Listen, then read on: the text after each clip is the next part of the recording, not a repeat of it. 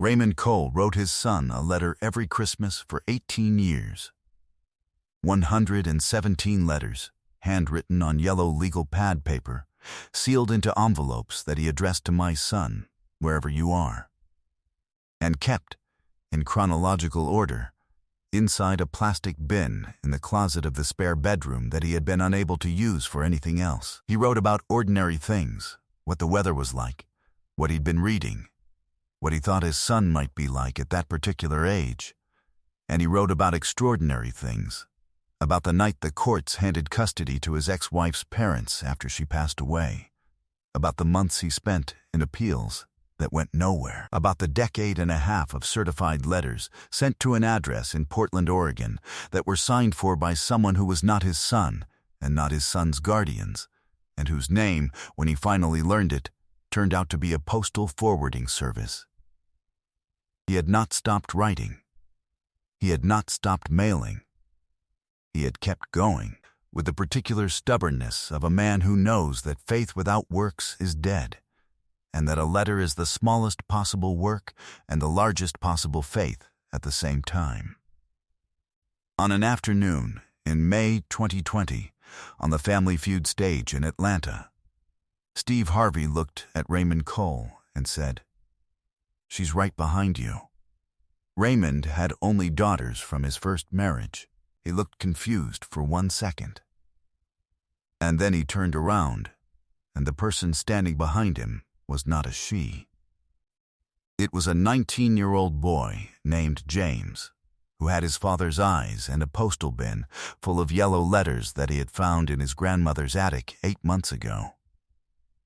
It was a Thursday afternoon, May 14th, 2020. The Family Feud stage had been operating with reduced capacity since the spring, and the audience was smaller than usual, but the energy in the room was not smaller. Raymond Cole, 51, was a quiet, careful-looking man. The kind of man who seems to have made a decision, somewhere in his 40s, to move through the world with his shoulders down and his expressions measured, as if he has learned that things can be taken from him, and has arranged himself accordingly. He had driven from Detroit, Michigan, with his sister Beverly, his niece Tamara, and 2 neighbors from his church. He had told no one on the team why the trip mattered to him. He had told Beverly, and Beverly had told nobody. And Beverly was standing at the podium now with the composed expression of a woman who is holding a secret that has real weight. Raymond's son James had been 4 years old when the custody order was finalized. Raymond's ex-wife Claudia had died unexpectedly, a car accident, November 2001, and the family court had determined, after a 6-month process that Raymond described privately as the most expensive way to be told that you don't matter, that the child would be better placed with Claudia's parents in Portland, Oregon, than with a 32-year-old single father in Detroit, who drove a city bus and could not afford an attorney of the quality that Claudia's parents retained. The court's reasoning was documented. Raymond had read it 400 times. He had never fully accepted it. He had also, after the initial appeals ran out, accepted that acceptance was irrelevant. He sent the first letter the Christmas after the custody order. He was 33. James was 4. He wrote 2 paragraphs, simple words, the kind of words you use when you are writing to a child who cannot yet read them, and sealed the envelope and mailed it to the Portland address. He did not know if it arrived. He did not know if anyone read it to the boy. He only knew that not sending it would have been a different kind of man than he wanted to be. So he sent it. He sent one every Christmas. And every December, for 18 years, whatever else was happening in Raymond Cole's life. 2 more heartbreaks. A knee surgery, a period of unemployment that lasted 8 months, a period of church that saved his life. He sat at the kitchen table with a yellow legal pad and wrote. What Raymond did not know was that the letters had been arriving. All 117 of them. Claudia's parents, the Hendersons, had never given them to James. They had kept them, unopened for the most part, in a storage bin in their attic in Portland. Helen Henderson, Claudia's mother, had told herself many things about this over the years. That the boy needed stability, that reopening old wounds was unkind, that Raymond had signed the papers and that was that. She had told herself these things until the spring of 2019, when she was diagnosed with early-stage Parkinson's and began with the clear-eyed practicality of someone who has been told to put her house in order, to wonder what it meant to put one's house in order. She had gone to the attic. She had found the bin.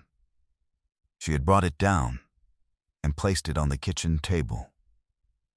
Then she had called James, 19 years old, studying auto mechanics at a community college in Portland, and told him she had something to show him. James Henderson had sat at his grandmother's kitchen table for 4 hours that afternoon, reading 18 years of Christmas letters from a father he had been told, in the vague, managing way adults manage difficult truths with children, had moved on. He had not said much during those 4 hours. When he was finished, he stood up, went to his room, and did not come out until the next morning. When he came out, he told his grandmother he needed to find his father. A family advocacy organization had helped him locate Raymond through a combination of Detroit City employment records and a church directory. He had written his father a letter, one letter, 3 pages, and mailed it to an address in Detroit in January 2020. Raymond Cole had received it on January 19th and had not been able to speak for the first 10 minutes after reading it, had sat at the kitchen table where he wrote his own letters with his hands over his face while his sister Beverly, who happened to be visiting, rubbed his back and said nothing, because there was nothing to say. The Family Feud application had been James's idea. He had called the show's tip line, the one that invites people to share stories that might be worth featuring, and told the whole story in a 7-minute voicemail. The production team had called him back within 48 hours. They had arranged everything. Raymond's family on one side of the stage, not knowing James was coming. James backstage, waiting. The production assistant who had been assigned to keep James calm describing the wait as the longest 45 minutes of my professional career. Steve Harvey had been given the full story 2 days before the taping. He had gone quiet after reading it. He had told his assistant, "Don't schedule anything for me after this taping. I'm going to need a minute." The reveal came at the end of the final round. Steve stopped the normal wrap-up sequence. He walked to Raymond Cole's side of the stage and stood directly in front of him. The audience was already sensing something. There was a quality to Steve's stillness that communicated that what was coming was not a prize announcement. "Raymond," Steve said, "I've been holding something back all day, and I can't hold it any longer." Raymond looked at him.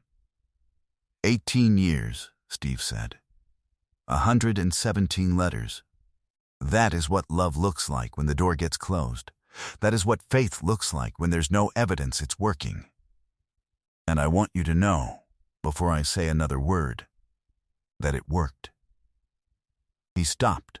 Swallowed. It worked. Raymond. The studio fell completely silent. Raymond Cole's face did something complex and sudden. His eyes filled. He pressed his lips together hard.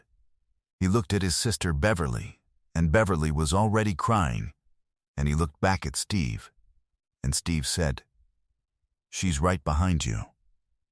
And Raymond turned around. James walked through the curtain. He was carrying the plastic bin. Raymond Cole saw the bin first. He recognized it immediately. The size, the color, the fact that it was full of yellow envelopes. He made a sound that was not a word. He put both hands on his face. His knees bent. He did not fall. He caught himself on the podium.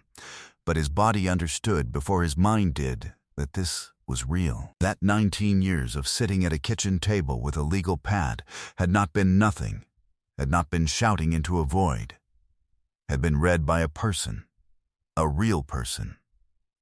A person who was now walking across the family feud stage with 117 letters in a plastic bin and a face that looked like Raymond Cole's face. They reached each other. James put down the bin. Raymond Cole put his arms around his son for the first time in 18 years, and for a long moment there was nothing in the world except that. The studio fell completely silent. The whole room held its breath. Even the crew members behind the curtain, who had been informed of what was happening, were not fine.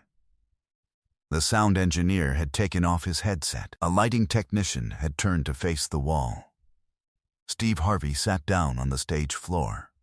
Not the podium, the floor. He sat down in his expensive suit on the stage floor, with his elbows on his knees and his hands in front of his face, and the audience watched him sit there, not as a host or a television personality, but as a man who had just witnessed something that made every other thing feel smaller by comparison.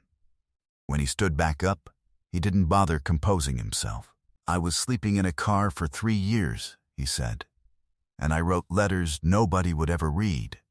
To God, mostly to myself. Letters that said, 'Hold on, keep going, someone is going to find you.' And someone did find me. And watching Raymond be found today, he stopped, shook his head, started again. 'Raymond, your son has 117 letters. He read every one of them, and he came to find you.' He looked at James. 'Son, you are the bravest person I have seen on this stage in 20 years. He made a phone call from the stage. He called a Detroit legal aid organization and arranged for immediate assistance with any custody or paternity documentation Raymond and James might need to formally establish their relationship under Michigan law. Then he called a hotel and booked a 5-day stay in Atlanta for both families to have time together outside the studio before anyone had to drive home.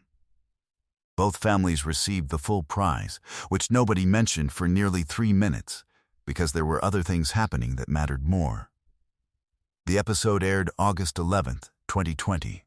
Within 72 hours, the clip had 120 million views. Within 6 weeks, 310 million. The phrase, "she's right behind you," which Steve had said because he hadn't been told James's name in the moment and had used the wrong pronoun, a small mistake that nobody corrected because it didn't matter, became one of the most searched phrases on the internet that month. James Cole, who legally changed his surname from Henderson to Cole in November 2020, found the irony meaningful. He said "she," James told an interviewer. But he was right. Whoever was behind me was what I needed. 3 months after the taping, Raymond Cole drove to Portland, Oregon. James moved back to Detroit in January 2021 to finish his mechanics certificate at a trade school there. He lives 10 minutes from his father. They have dinner every Thursday. The plastic bin sits on Raymond's kitchen table now. He doesn't store it anywhere. He keeps it visible, the way you keep visible something that cost you greatly and returned beyond what you paid. 5 years after the taping, the Harvey Reconnection Fund, named for the onstage phone call Raymond's case initiated, has funded 800 legal consultations for families seeking to restore parental relationships severed by court orders, relocation, or circumstance. The fund's first grant recipient was a woman in Cleveland, Ohio, named Lorraine, who had been writing letters to her daughter for 23 years. Her daughter called her 6 weeks after receiving the fund's tracing assistance. Raymond Cole still writes his son a letter every Christmas. They live 10 minutes apart. He mails it anyway. If this story about Raymond's 18 years of letters and the morning they finally arrived moved you, subscribe and hit that thumbs up button. Share this with someone who needs to know that it is never too late to find your way home. Have you ever held on to something? A belief? A person? A hope? Long after it seemed rational? Tell us in the comments. Ring the notification bell for more stories about the love that refuses to give up.